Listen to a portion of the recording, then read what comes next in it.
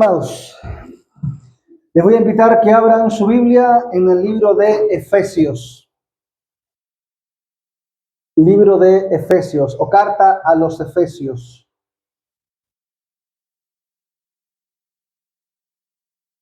Ya vamos en el capítulo 2. Efesios capítulo 2.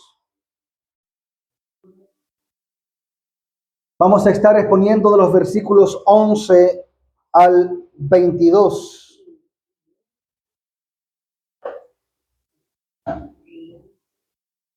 Efesios capítulo 2, del versículo 11 al 22.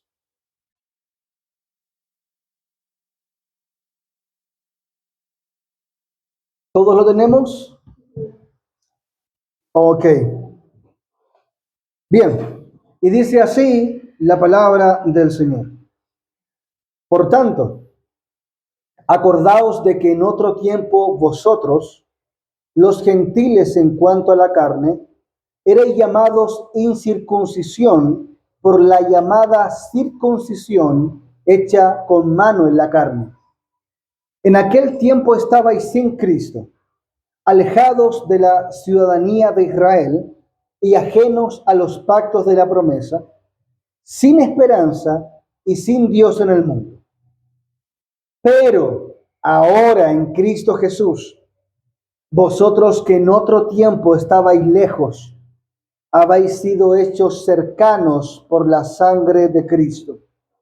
Porque Él es nuestra paz, que de ambos pueblos hizo uno, derribando la pared intermedia de separación, aboliendo en su carne las enemistades, la ley de los mandamientos expresados en ordenanzas, para crear en sí mismo de los dos un solo y nuevo hombre, haciendo la paz, y mediante la cruz reconciliar con Dios a ambos en un solo cuerpo, matando en ella las enemistades.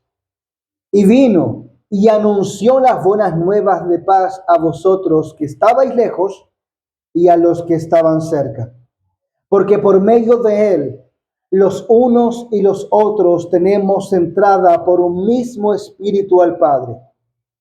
Así que ya no sois extranjeros ni advenedizos, sino conciudadanos de los santos y miembros de la familia de Dios, edificados sobre el fundamento de los apóstoles y profetas, siendo la principal piedra del ángulo Jesucristo mismo, en quien todo el edificio, bien coordinado, va creciendo para ser un templo santo en el Señor, en quien vosotros también sois juntamente edificados para morada de Dios en el Espíritu. Amén. Tomen su asiento, amados. He titulado este sermón extrayendo las mismas palabras que ocupa el apóstol Pablo de la siguiente forma: estábamos lejos y Él nos acercó. Estábamos lejos y Él nos acercó. Hoy nosotros continuamos con la exposición, ¿cierto?, de esta carta. A modo de resumen, ¿cierto?, nosotros hemos visto algunas cosas hasta este punto. Pablo comienza, ¿cierto?, esta carta saludando a los destinatarios, quienes eran los efesios. Esta era una carta, ¿cierto? Creemos que era una carta circular, o sea, que era una carta dirigida a varias iglesias en la comunidad de Éfeso. Amén. Era una carta circular. Pablo inició esta carta recordando las bendiciones que estos hermanos habían recibido. Eso lo vemos en el capítulo 1, en donde Pablo aborda algunas de las bendiciones. ¿Cuáles eran algunas de esas bendiciones? Por ejemplo, que Dios eligió, que Dios nos adoptó, que teníamos herencia, que teníamos perdón de pecados y que habíamos recibido el Espíritu Santo como garantía de nuestra seguridad en Cristo. Luego los versículos 15 al 23, Pablo habla acerca de una oración que él hacía por estos hermanos. ¿Se recuerdan? Pablo oraba por ellos porque como Pablo se había enterado que esta iglesia estaba caminando bien, Pablo quería que estos hermanos recibieran bendiciones espirituales. Por tanto, Pablo se pone a orar por estos hermanos. En el capítulo 2, del versículo 1 al 10, él retoma lo que venía diciendo acerca de lo que Dios hizo por ellos. ¿Y qué es lo que Dios hizo por ellos? Recuerden que Pablo en el capítulo 2 dice, ustedes estaban muertos espiritualmente y Cristo les dio vida. Eso es lo que tenemos hasta ese momento. Pero en estos versículos del 11 al 22 que vamos a exponer en esta mañana, Pablo habla algo más de lo que Dios hizo a través de Cristo en favor de ellos. Amén. Ahora, para poder entender un poco el contexto de estos versículos que nosotros vamos a exponer, es necesario que podamos entender algunas cosas. ¿Por qué Pablo está diciendo lo que está diciendo y a quiénes se los está diciendo? Es importante. Y para eso es importante conocer un poco el contexto cultural y religioso de aquel tiempo, o sea, 2000 años atrás, para que podamos comprender lo que Pablo está diciendo. A modo de resumen, la Biblia desde el Antiguo Testamento dividía a la humanidad en dos categorías: el pueblo de Dios y los que no eran parte del pueblo de Dios. Esas eran las dos categorías. Y eso se resumía en los llamados judíos y los que no eran judíos. O sea, los llamados gentiles. ¿Amén? La palabra gentil en el griego se ocupa la palabra etnos, que significa literalmente nación o pueblo que no es judío. Así de simple. Así de simple.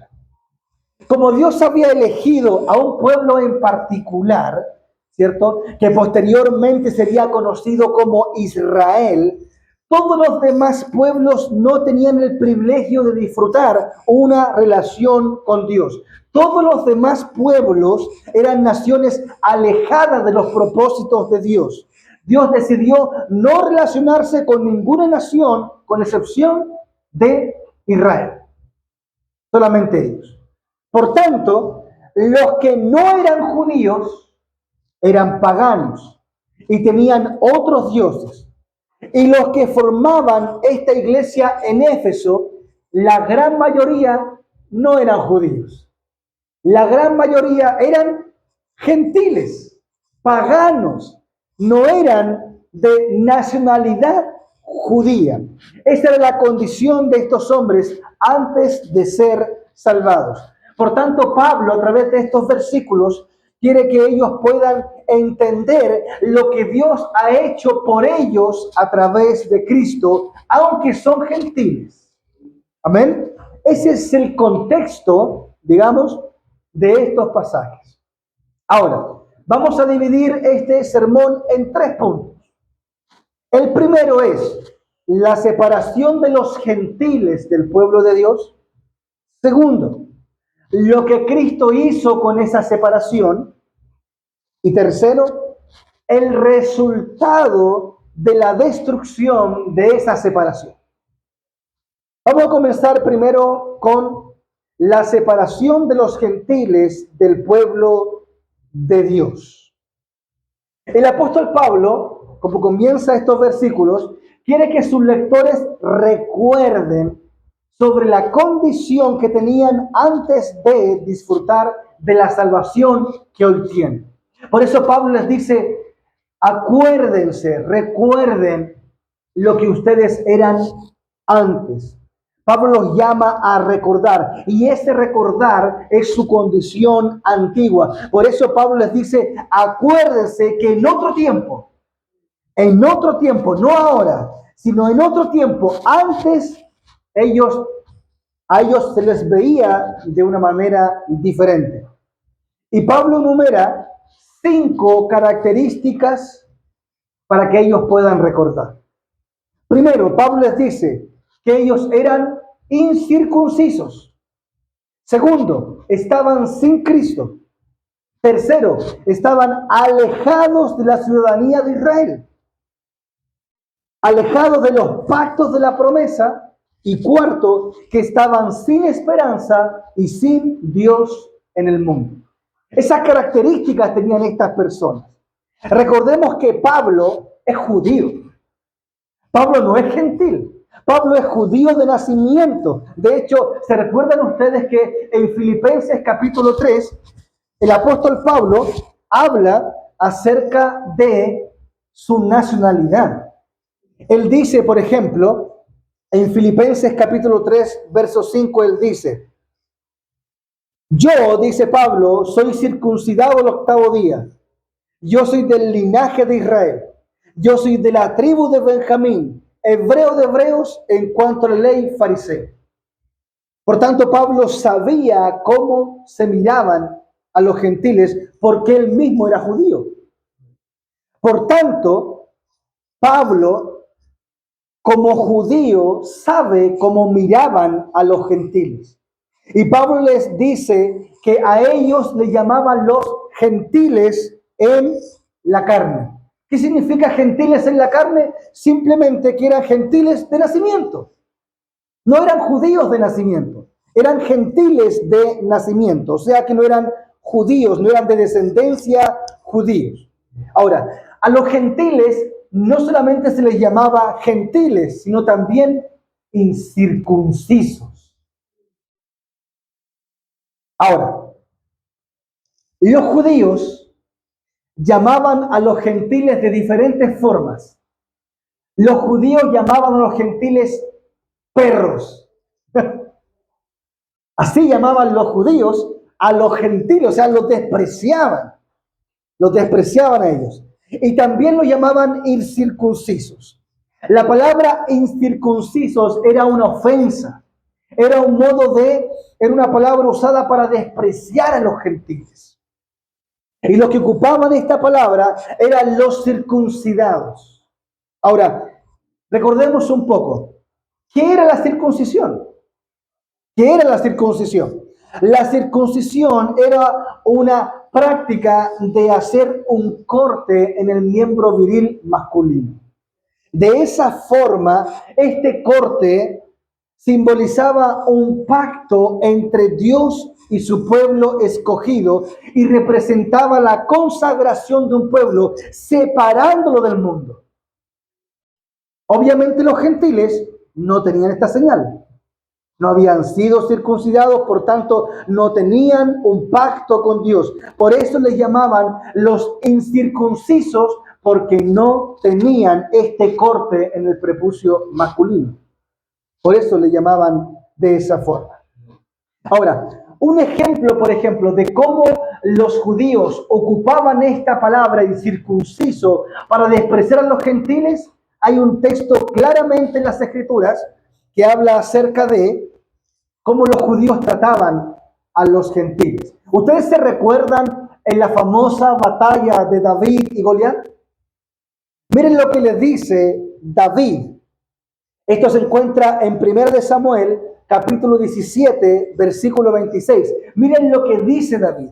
David dice: entonces habló David a los que estaban junto a él diciendo: ¿qué harán al hombre que venciere a este filisteo y quitare el oprobio de Israel?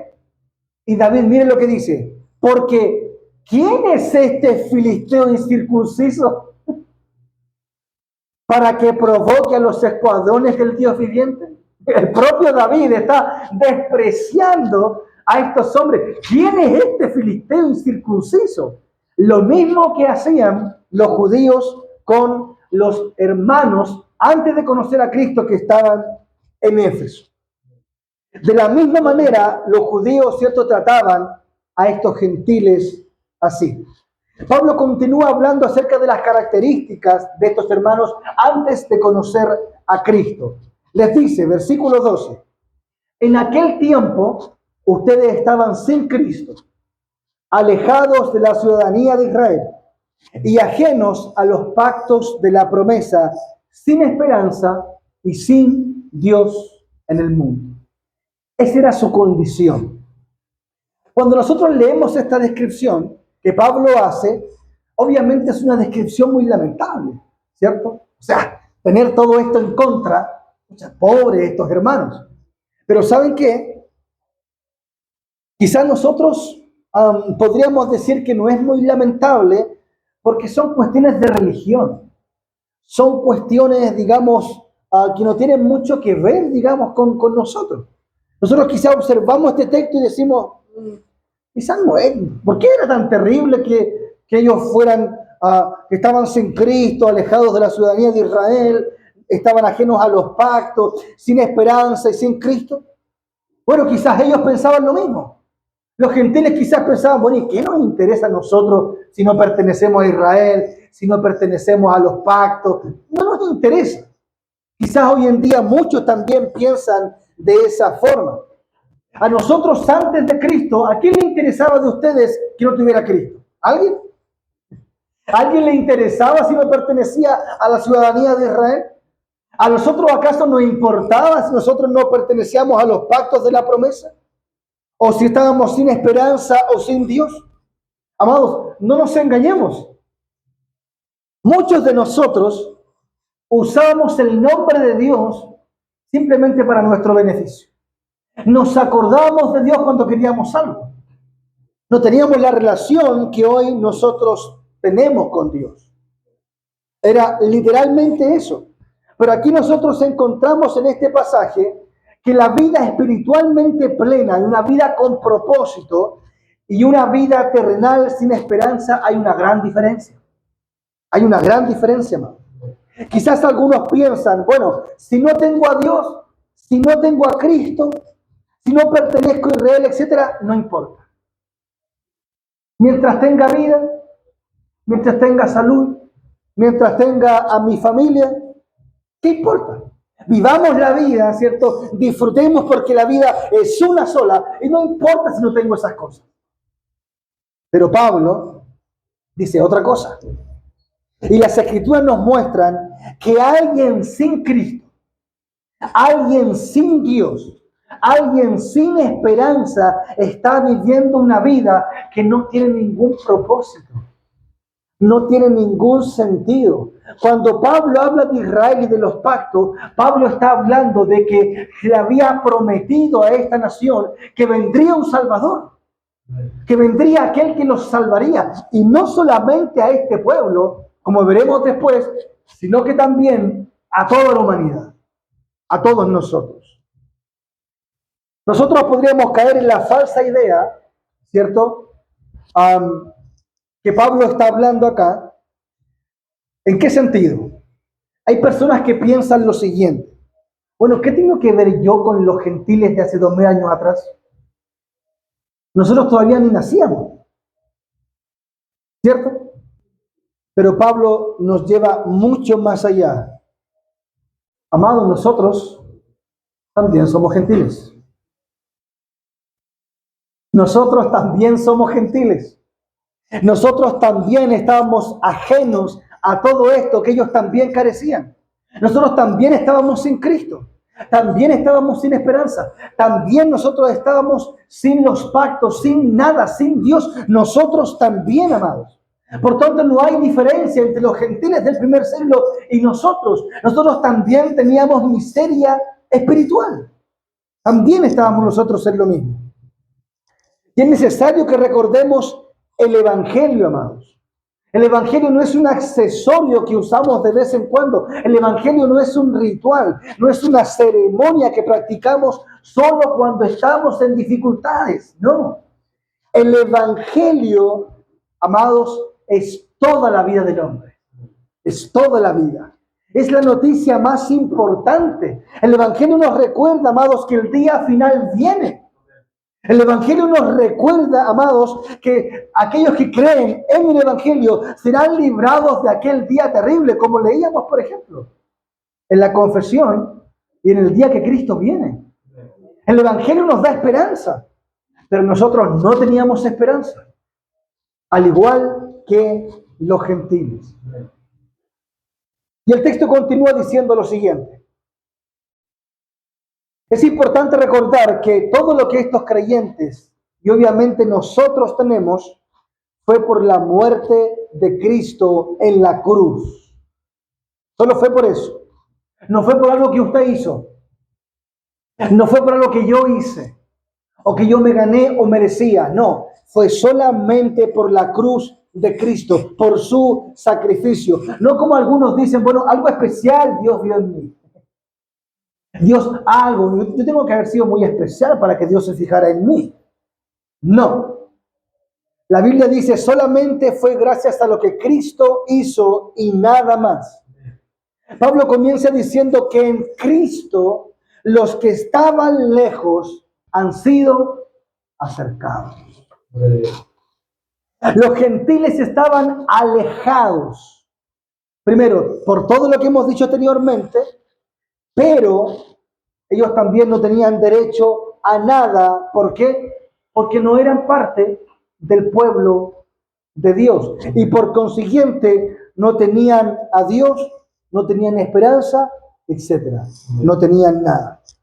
Pero quiero, amados, que notemos algo importante. El texto dice que fueron acercados. Acercados. O sea, no fueron ellos los que vinieron. Fueron acercados. Y esto nos recuerda la gran verdad de capítulo 2 también, el versículo 1, que nosotros estábamos, ¿qué? Muertos. Un muerto no puede venir a Cristo por sí solo. Necesita que Dios lo llame. Necesita que Dios lo capacite para que pueda venir a Dios, amados. Ahora, quizás usted no está muy convencido de esto. Déjeme mostrarle algunos textos en la Biblia. Por ejemplo, Romanos capítulo 3, verso 11 y 12. Miren lo que dice Pablo. Dice, no hay quien entienda, no hay quien busque a Dios. Todos se desviaron a una y se hicieron inútiles. No hay quien haga lo bueno. No hay ni siquiera uno. O sea, nosotros no podemos incluirnos y decir que estamos y somos ese uno. No, no hay nadie. Miren lo que dice Hechos capítulo 2, verso 39. Pedro dice, porque para vosotros es la promesa, y para vuestros hijos, y para todos los que están lejos, y para cuantos el Señor nuestro Dios llamare. Nuevamente. Y el pasaje más conocido, Juan capítulo 6, verso 44. Miren lo que Cristo mismo dice. Cristo dice lo siguiente: ninguno puede venir a mí, ninguno puede venir a mí, si el Padre que me envió no le trajere, y yo le resucitaré en el día postrero. Nadie, o sea, nadie puede venir a Cristo, nadie puede venir a Dios a menos que Dios lo traiga. Esa es una verdad increíble. Podríamos citar muchos pasajes más, pero también está nuestra propia experiencia. ¿Alguien de ustedes decidió venir a Cristo? En algún momento dijo, yo desde hoy comienzo la iglesia, desde hoy me regenero a mí mismo, desde hoy tengo fe, desde hoy me alejo del pecado, desde hoy yo hago todo esto. Aquí estoy, Señor. No. La Biblia dice que fue el Señor quien salió a nuestro encuentro. Fue Dios quien nos llamó. Fue Dios quien nos acercó a Él. Nosotros no queríamos venir. Y bendito el día. Porque si nosotros, Dios nos hubiese dejado, amados, nosotros aún estaríamos en el mundo. Aún estaríamos allá. Mirando de lejos la iglesia quizás. Ay, qué aburrido. Los fanáticos religiosos. Qué aburrido la iglesia cantar y escuchar. Oh. Pero estamos aquí porque Él nos acercó. Pablo dice que Cristo es nuestra paz. Como dijimos, no había paz entre los judíos y los gentiles. Los judíos, ¿cierto?, le llamaban perros, como dijimos, a los gentiles. No había paz. ¿Qué paz va a haber entre estos dos si se tratan de perros? ¿Cierto? Miren lo que dice John Stott en su comentario acerca de este libro, y él dice lo siguiente. Miren lo que decían los judíos acerca de los gentiles. Los judíos decían que los gentiles eran el combustible para encender el fuego en el infierno. Eso decían los judíos de los gentiles. De hecho, entre los judíos también decían que ni siquiera estaba permitido ayudar a una madre gentil si estaba dando a luz. ¿Por qué? Porque sería ayudar a traer a un gentil más al mundo. O sea, los judíos no querían nada con los gentiles. A tal punto que si veían a una madre pariendo, oye, no, ¿qué vamos a ayudar a que venga un gentil más a este mundo? Imagínense el desprecio, hermanos. Entre ambos pueblos había una pared intermedia, dice Pablo.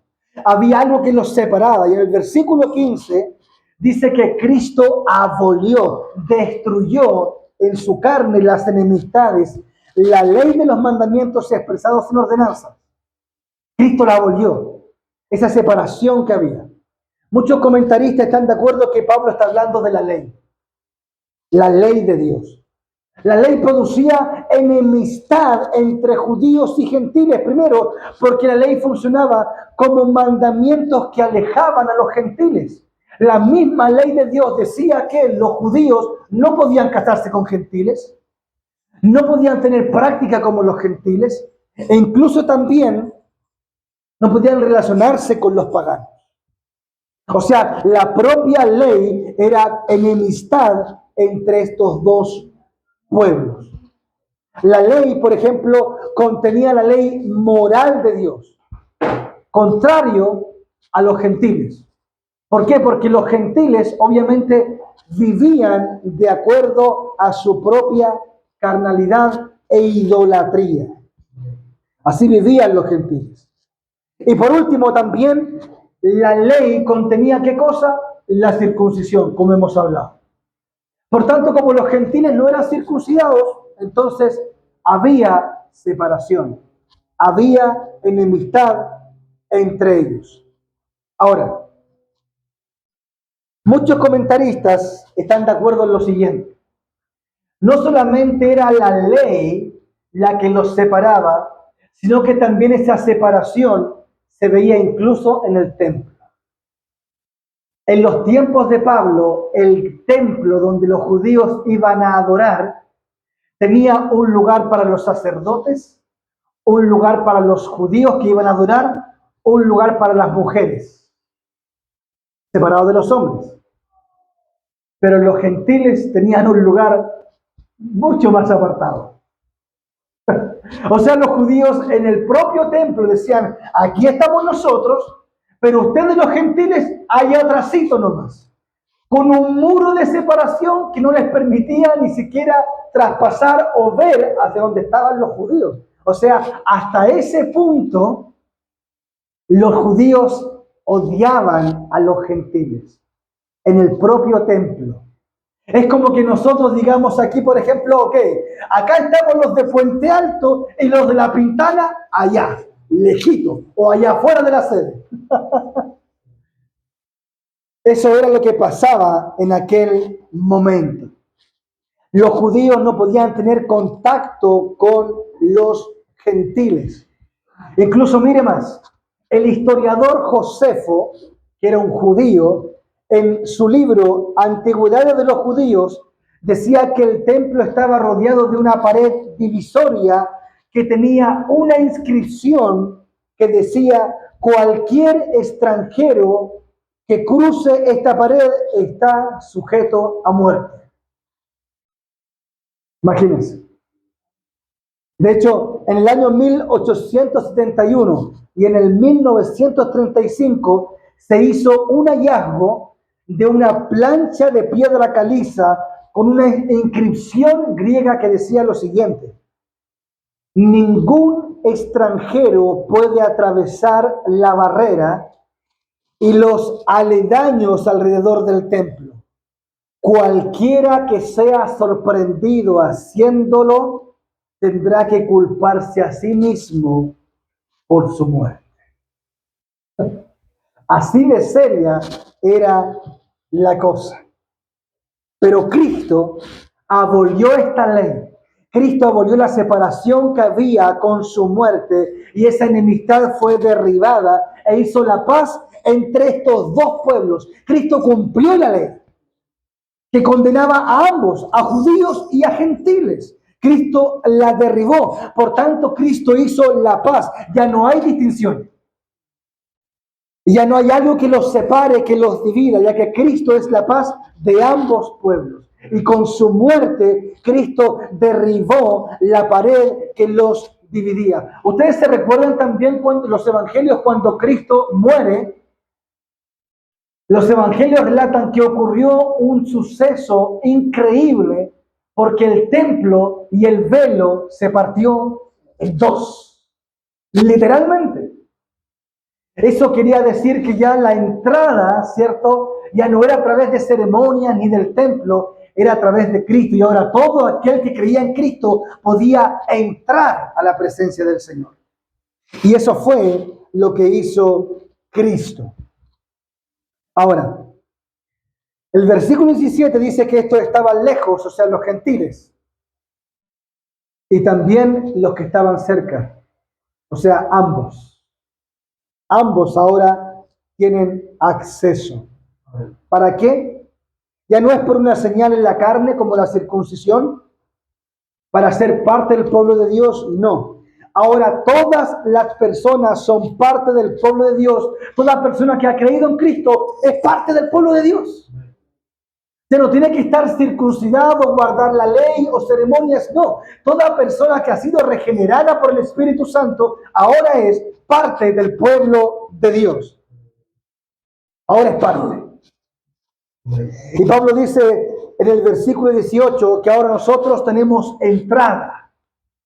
Los gentiles ahora tienen entrada. Los judíos tienen entrada al Padre por un solo espíritu.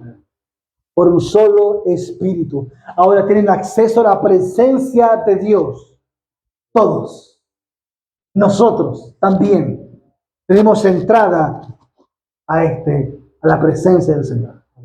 Jesús dijo en Juan 14:6, yo soy el camino, yo soy la verdad. Nadie viene al Padre sino por mí. Sino por mí. Y esta verdad es maravillosa, amados. Porque cuando nosotros leemos las Escrituras y vemos el Antiguo Testamento en el tabernáculo, recuerden que el tabernáculo tenía un lugar que separaba al pueblo e incluso los sacerdotes del sumo sacerdote.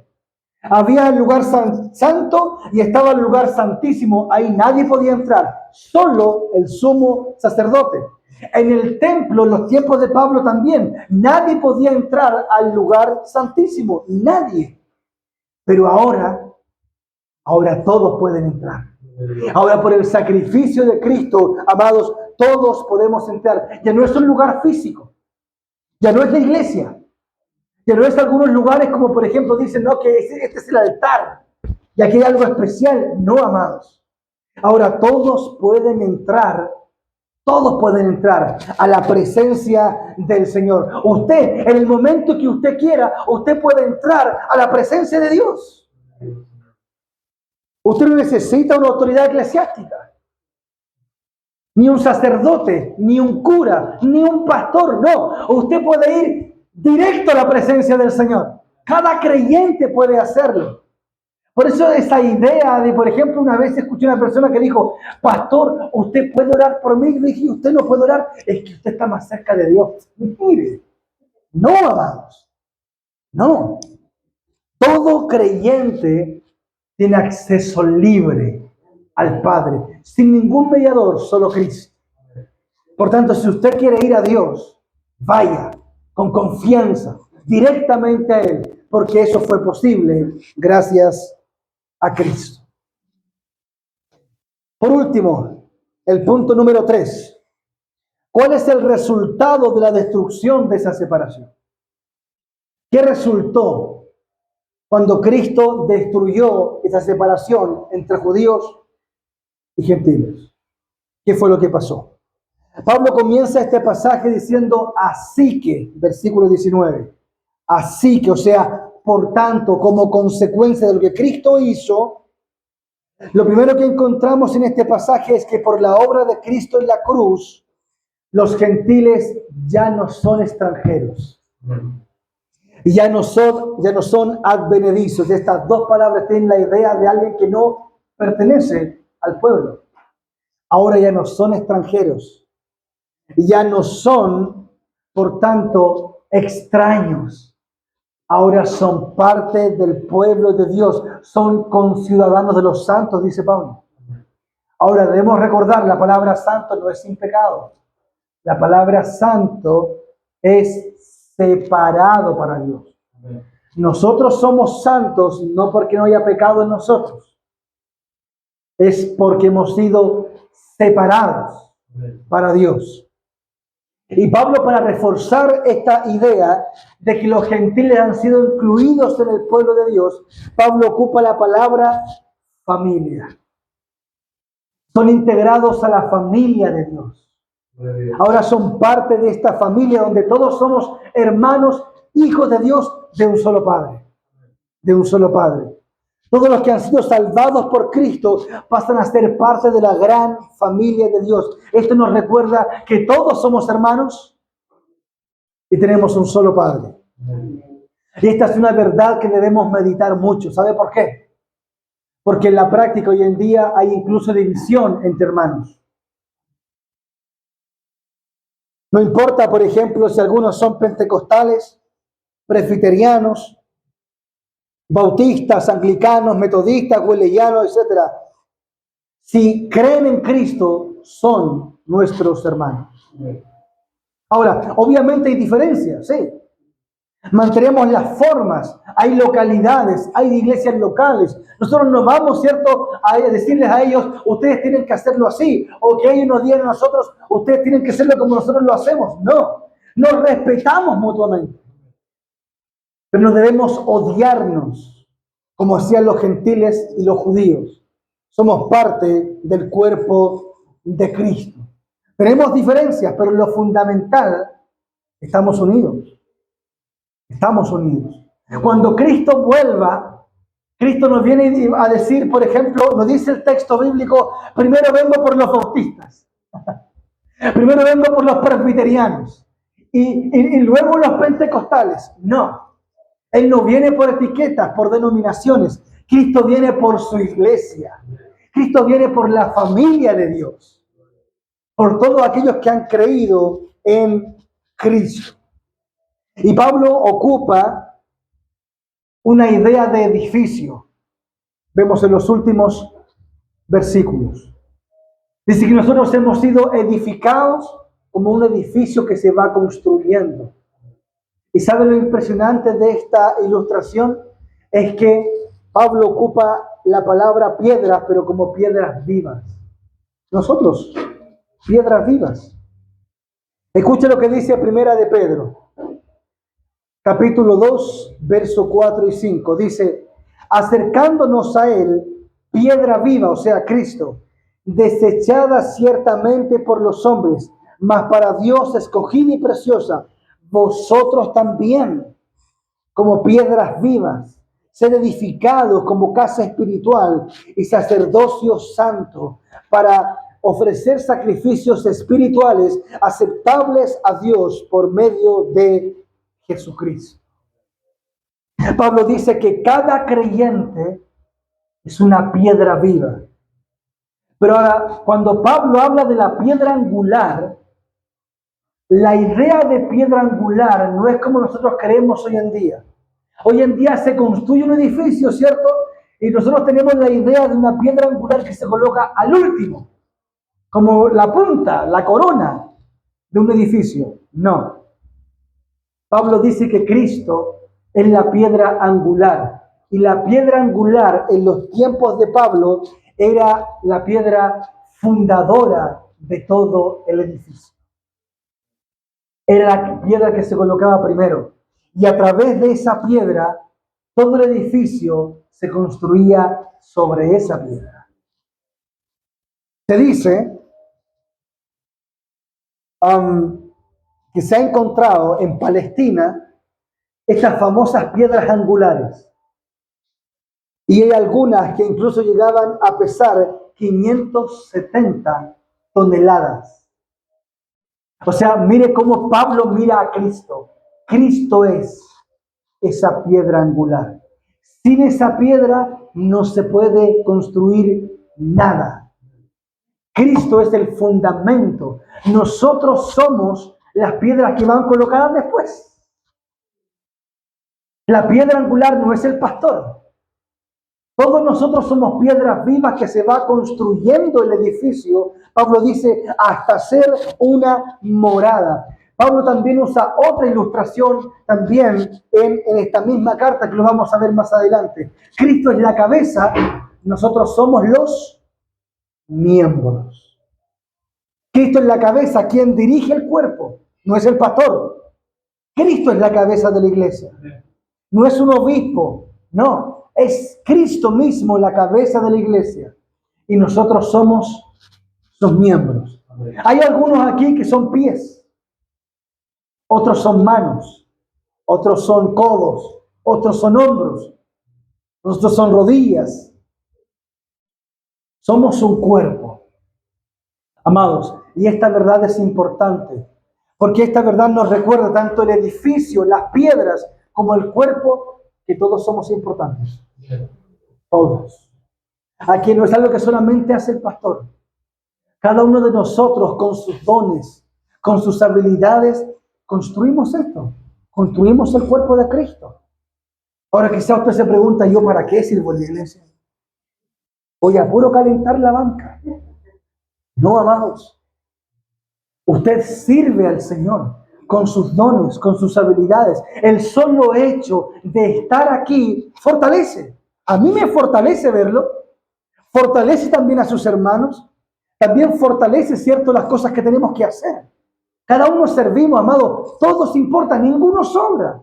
No es que, por ejemplo, ya, si Jeremías un día se va de la iglesia, o él, por ejemplo, decide no venir más a la iglesia, no importa. No.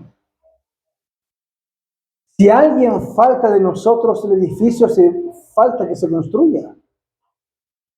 Porque Cristo nos ha diseñado como una parte integral. Todos nosotros construimos este edificio. Todos nosotros. Por tanto, amados, les animo a que participemos, crezcamos, avancemos en esta construcción donde Cristo es el fundamento. Pero nosotros tenemos el deber, guiados por Cristo, de construir la iglesia, en donde ya no hay diferencia. No hay judíos, no hay gentiles, ya no hay nacionalidad.